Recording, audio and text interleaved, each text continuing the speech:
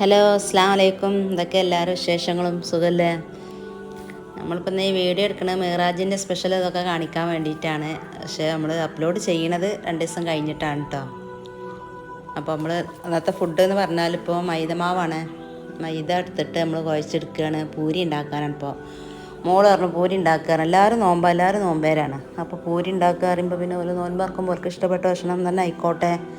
പത്തിരിയൊക്കെയാണ് ഞാൻ വിചാരിച്ചതിൻ്റെ. പത്തിരിയൊക്കെ ആകുമ്പോൾ ആർക്കും കേടുമില്ല, നല്ല ഭക്ഷണമാണല്ലോ. പൂരിയൊക്കെ പറഞ്ഞാൽ മൈദ അല്ലേ.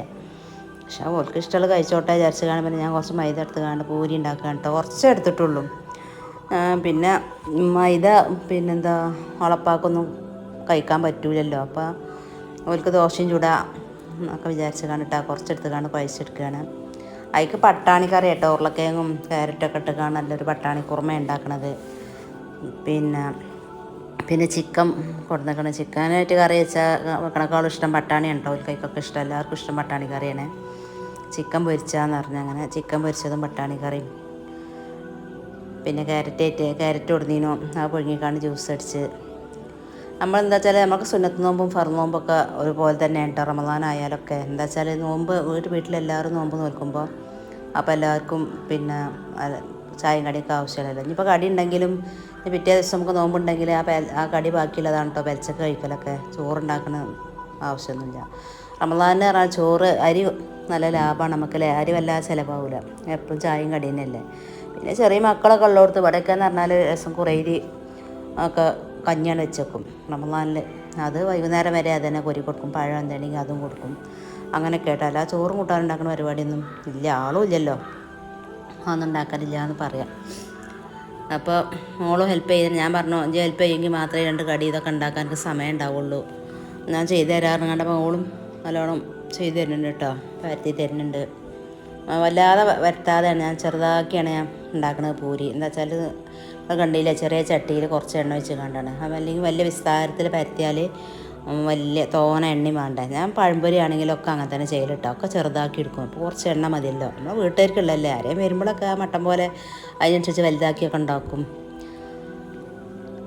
നല്ല പൊള്ളച്ചൊക്കെ വന്ന കണ്ടാ പൂരിയൊക്കെ സൂപ്പറായിരിക്കണ. മോന് ഭയങ്കര ഇഷ്ടപ്പെട്ട് പൊരിച്ചപ്പോൾ ഉണ്ടാക്കാൻ തുടങ്ങിയിരിക്കണ തീറ്റ ഭയങ്കര ഇഷ്ടമായിരിക്കണേ.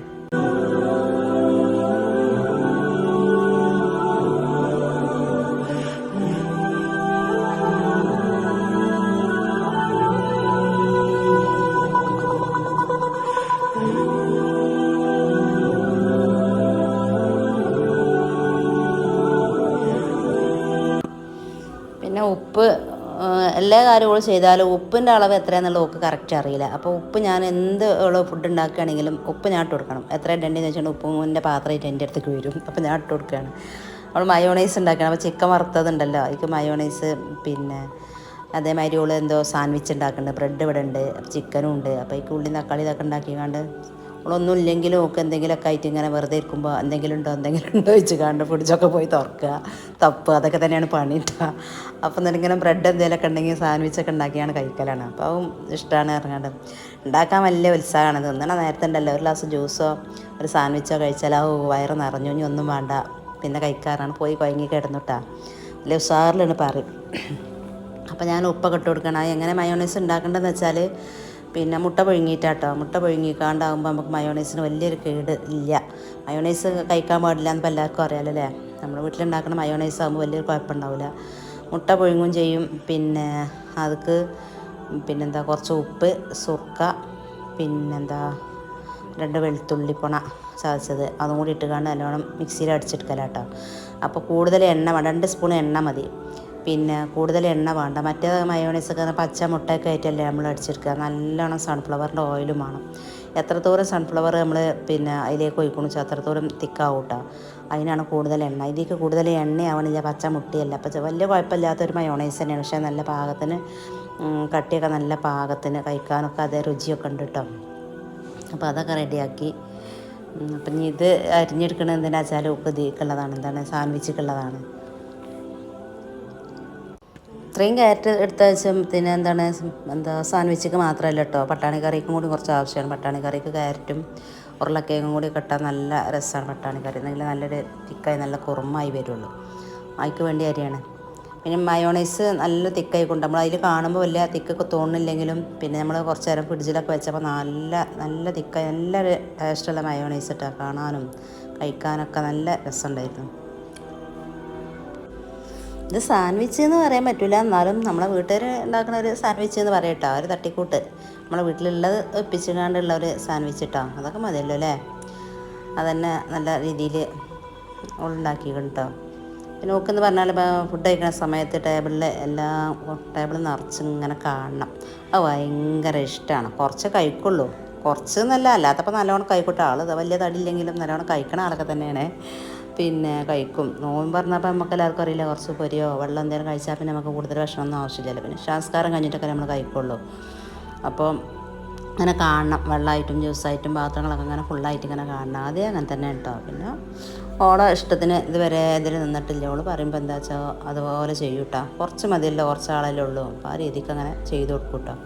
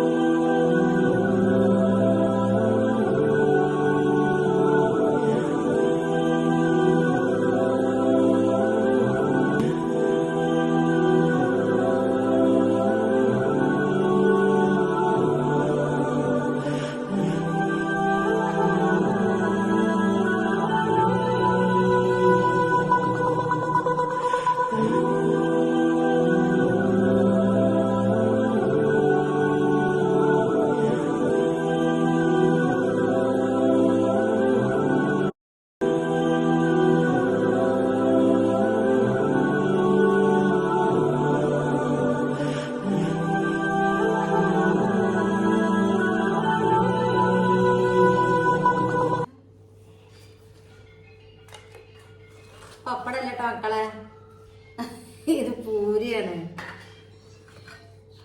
പൊരിച്ചപ്പോ നല്ല വലിപ്പൊക്കെ ഉണ്ടായിരുന്നു, ഇപ്പൊ തണുക്കുകയായി. പൂരി നോക്കല്ലാത്തൊരു പൂരി പൂരിക്ക് അപ്പോൾ പൂരി ഉണ്ടാക്കി. ഇവിടെ ദോശ ഊക്കിച്ചിട്ടല്ല പൂരി, ഞങ്ങൾക്കൊക്കെ പൂരി തന്നെ ഉണ്ടോ. ഇപ്പാക്ക് ഇവിടെ ദോശ, മൈദ വലിയ നല്ല മധുരം തന്നെയല്ലോ. ഓളിപ്പോൾ കുറച്ച് ദിവസം കഴിഞ്ഞാൽ ഓള് പോകൂല, അപ്പോൾ ഓൾ ഓരോരോ പൂരി പറയുമ്പോൾ അങ്ങനെ ചെയ്ത് കൊടുക്കുക. അപ്പോഴെങ്കിലും അങ്ങനെ ഉണ്ടാവുള്ളൂ, അതുകൊണ്ടാണ് അങ്ങനെയൊക്കെ ചെയ്യണത്. നമ്മളാണെന്നുണ്ടെങ്കിൽ ഒരു ദോശയും ഒരു ചട്നി ആയ ഇപ്പം കജ്ജും.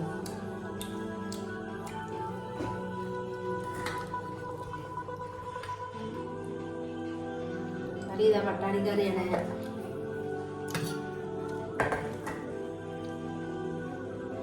ജ്യൂസ് ഉണ്ട്, ക്യാരറ്റ് ജ്യൂസ് ഉണ്ട്.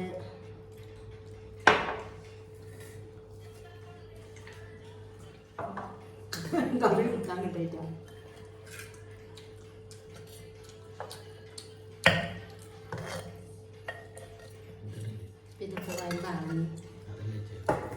മോനൂസ് എന്താ നീ വേണ്ടത്? എന്നാ ഒന്ന് കൊണ്ടായിക്കോ.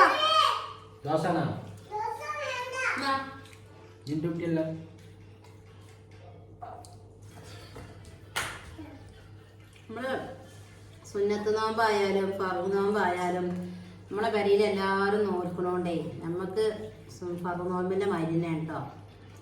എല്ലാവരും നോക്കാം. നമ്മള് സാധാരണ ചിലവരൊക്കെ ആണുങ്ങളൊന്നും നോക്കൂല, പെണ്ണുങ്ങൾ നോക്കും. ഇപ്പം നമ്മൾ ഉള്ള കടി വൈകുന്നേരം ആ ചോറാണെങ്കിൽ ആ ചോറൊക്കെ തിന്നും. ഇതെല്ലാവരും നോക്കണോണ്ട് പിന്നെ കടി ആവശ്യമാണ്.